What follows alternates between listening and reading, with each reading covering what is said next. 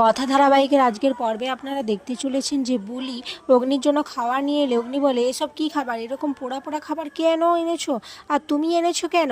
বুলি তখন বলে, আমি আপনার খাবারের দায়িত্ব নিয়েছি, আর আপনি যদি না খান তাহলে বাড়ির সকলে পেটে গামছা দিয়ে এখানে থাকবে।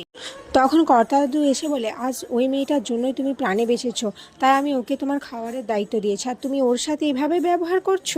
অগ্নি তো এসব শুনে খুব রেগে যায়, সে খাবারটা ফেলতে যাবে, তখনই সে শুনতে পায় কথার আওয়াজ।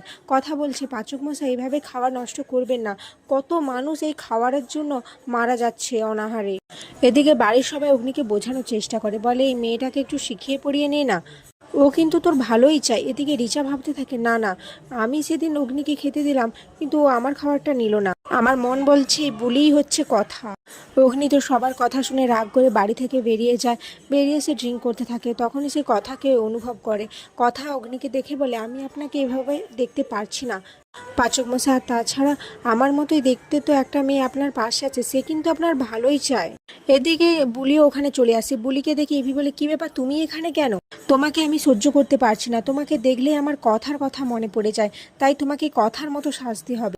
পরের দিন সকালে বুলিকে অগ্নি পড়ানোর জন্য বুলির পিছনে অগ্নির মাথায় লেগে যায়, আর বুলি তখন বলে, আরেকবার টোকা খান, না হলে মাথায় সিংহ যাবে। এরপর গুহবাড়ির সবাই চলে আসে আর এসে বলে, বুলিকে লাইনে আনতে দেখবি, আমাদের অগ্নিই কখন লাইনে চলে এসেছে। আর এখানে আজকের পর্ব শেষ হয়ে যায়।